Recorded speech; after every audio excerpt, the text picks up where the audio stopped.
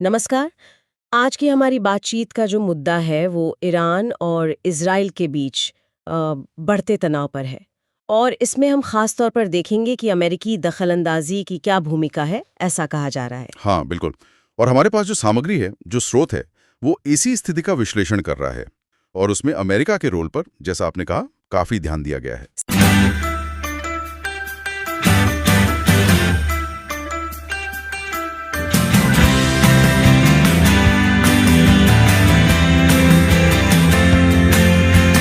Hello friend, मैं उशारा खान और आप देख रहे हैं one and only Naila Pakistani reaction. इस पूरे रीजन को जंग की लपेट में लिया जा रहा है और इस वक्त ईरान के सुप्रीम लीडर आयतुल्लाह खामेनी का एक बहुत ही खतरनाक स्टेटमेंट वायरल हो गया। उन्होंने बोला कि हम विदाउट एनी डिले इसराइल पर रिएक्शन करने जा रहे हैं। देखें, यहाँ तो लोग एनर्जी और रिसोर्सेज के ऊपर लड़ते हैं, यहाँ फिर लोग मज़हब के ऊपर लड़ते हैं। तो मेरी जो ओपिनियन है, इस वक्त यूनाइटेड नेशंस या जो यूएस इसके अंदर छलांग जिसने लगा दी है, वो रिसोर्सेज के लिए लड़ना चाहता है, वो एनर्जी सेक्टर के लिए लड़ना चाहता है। और दूसरी जो उसका मेन पॉइंट है, वो ये चाह रहे हैं कि there should not be a nuclear power, उनको न्यूक्लियर पावर नहीं होना चाहिए। और न्यूक्लियर पावर अगर होंगे तो उनसे उनको खतरा है। और वो ये चाहते हैं कि इन सारी चीज़ों को वो एक यूनाइट करके उनके ऊपर अटैक करके उनकी न्यूक्लियर पावर को ख़त्म कर सकें। And they also want that कि वो उनके जो रिसोर्सेज, एनर्जी रिसोर्सेज हैं, उनके ऊपर भी गलबा डाल सके। ईरान क्या करने जा रहा है इसराइल के अंदर? क्या ईरान अपना न्यूक्लियर टेस्ट इसराइल के अंदर करने जा रहा है? क्योंकि ईरान ना रुक रहा है, ना दब रहा है, ना डर रहा है और ना ही भाग रहा है। बहुत बड़ा इस वक्त जो है रीजन के पीस को चैलेंज किया जा रहा है। बात करें तो नरेंद्र मोदी की भी ईरान को कॉल जा चुकी है, पीस टॉक का आगाज हो चुका है और इस वक्त जो है अमेरिका की डायरेक्ट इंटरवेंशन हो चुकी है इसराइल और ईरानी वॉर में। ईरान क्या बड़ा कर सकता है, ईरान क्या करने वाला है? और इस वक्त इसराइल के अंदर सायरन बजाए जा रहे हैं क्योंकि इसराइल को खतरा महसूस हो रहा है कि ईरान आज रात कुछ बहुत बड़ा करने जा रहा है। यूएसए इनके खिलाफ कैंपेन चलाएगा and with the full force they have on their army. तो इस लिहाज से अगर देखा जाए तो ये बड़ी क्रिटिकल सिचुएशन है, बहुत क्रिटिकल सिचुएशन है जिसमें अदर कंट्रीज भी इन्वॉल्व हो सकते हैं। और ये फॉर एग्जांपल कौन से कंट्रीज इन्वॉल्व हो सकते हैं? फॉर एग्जांपल डायरेक्टली खड़ा होना नहीं कि जी मैं साथ खड़ा हूँ ईरान के या मैं साथ खड़ा हूँ अमेरिका इसराइल के, ये नहीं। डायरेक्टली जैसे अमेरिका डायरेक्टली आ गया, लेकिन डायरेक्टली अमेरिका के खिलाफ मैं नहीं एक्सपेक्ट कर रहा कि कोई कंट्री आएगा। चाइना वो उनके साथ अदर अफेयर्स हैं उनके। चाइना जो है ना, वो उनकी इकोनॉमी को डाउन करना चाहता है। यूएस उनकी इकोनॉमी को डाउन करना चाहता है। They are against on the pool points. सबसे पहले तो ईरान ने जो है ना मुसलमानी का जो जज्बा है वो लोगों को दिखा दिया कि हम मुसलमान असलियत में मुसलमान है।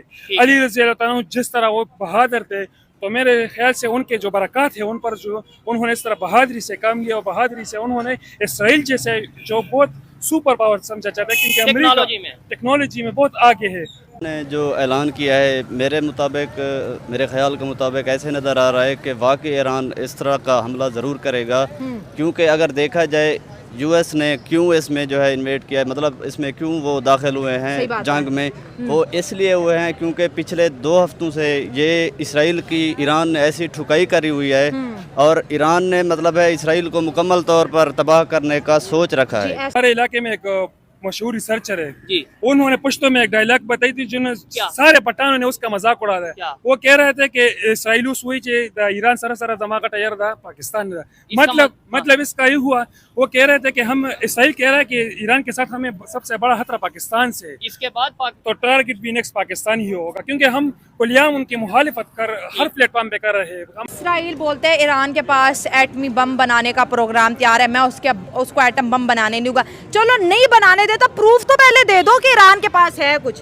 बिना प्रूफ के जंगे हो रही है, बिना प्रूफ के धमाके हो रहे हैं। ये ऐसा पॉसिबल नहीं है क्योंकि अगर और ऐसी टेक्नोलॉजी ईरान के पास है भी नहीं है। और अगर वो ऐसा कुछ कर सकते तो वो पहले ही कर सकते थे कि इस जो यूएस ने रिसेंटली अटैक किया है ईरान के ऊपर, तो इससे पहले तो इसराइल भी तो इनके ऊपर अटैक कर रहा था। तो मतलब इसका वेट ही ना करते, इसका वेट ही ना करते तो सबसे पहले तो उनका जवाब देते ना। तो आई थिंक ये कोई इस तरह की बात करने वाली थी ही नहीं। अगर उनको कुछ ऐसा करना था तो वो साइलेंटली कर सकते थे। बिकॉज ये है कि ये कहना चाह रहे थे कि ये जो हमारे काम हो रहा है ये इंसानियत के खिलाफ है, एक दूसरे के ऊपर अटैक किए जा रहे हैं, ठीक है, जिस तरह हमारे पास गजा और फ़लस्तीन के ऊपर हुए। ठीक है, और ये क्या इसके पीछे इसके बैक के पीछे क्या स्टेटमेंट्स चल रही हैं, ठीक है, हमें इसका कंफर्म से आइडिया नहीं है। ठीक है, हम ये कह सकते हैं कि हमारे पास जो इंसानियत के जो रूल्स हैं और जो हमें इस्लाम ने दिए हैं रूल्स, ठीक या है, जो इंसानियत के रूल्स हैं उनको सबको फॉलो करना चाहिए। ठीक है। एक दूसरे की जान और माल की इज्जत की और हिफाजत करनी चाहिए। चाहिए। लेकिन आपको नहीं लगता है हम या हमारी पब्लिक, पाकिस्तान की पब्लिक कंफ्यूज होगी कि हम किस ब्लॉक में हैं? मतलब हमारे जो हेड हैं वो अगर यूएसए में गए हैं, शायद वो यूएसए के हेड को यानी ट्रम्प को वार्न करने गए हो, माइट पॉसिबल कुछ भी हो सकता है ना कि खबरदार, और फिर ट्रम्प ने बात ना मानी हो।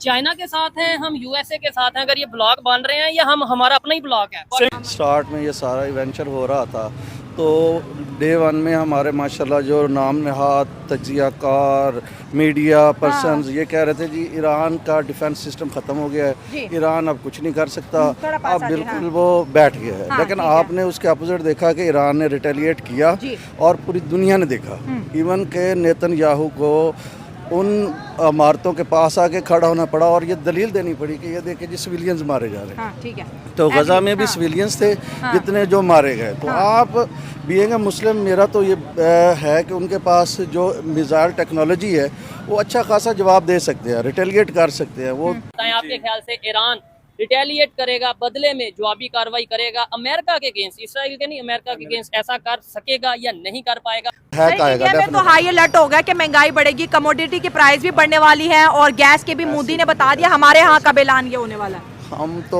पहले ही माशाल्लाह इसी मामला में उन्होंने आवाम को अलर्ट कर दिया कि महंगाई होगी भाई, हमारे पास तो पहले ही बहुत महंगाई है और क्या ये करेंगे, ये झूठ बोल के ये जो फार्म 47 वाले लोग क्या करेंगे, कर क्या सकते हैं? तो कितने महीनों हो गए जो मुझे इंटरव्यू देता फार्म 45 फार्म 47, ये तो लड़ाई रहनी है हमारी। लड़ाई नहीं है, ये हकीकत है, ये हकीकत